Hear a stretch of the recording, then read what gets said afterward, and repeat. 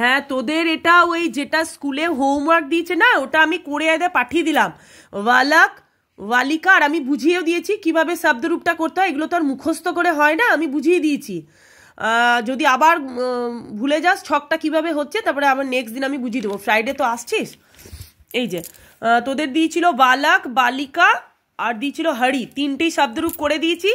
আর একটা দিয়েছিল তোর ওই বিদ্যাধনমের,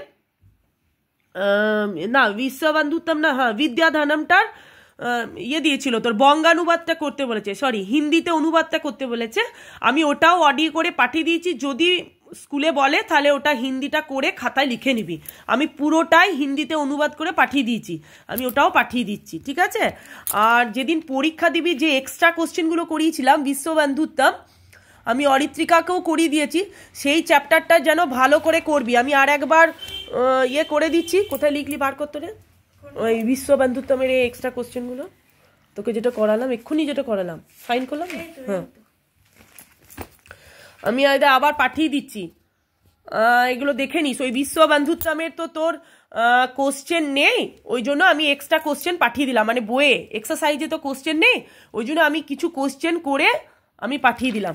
এই যে দেখ, কোশ্চেনের সাথে সাথে অ্যান্সার আছে, 4টে কোশ্চেন আছে তার সাথে অ্যান্সার, কারণ তোদের বলেই দিয়েছে যে বিশ্ববন্ধুত্তমের শ্লোকগুলো মুখস্থ করতে, তার জন্য আমি কোশ্চেন করে লিখিয়ে দিয়েছি।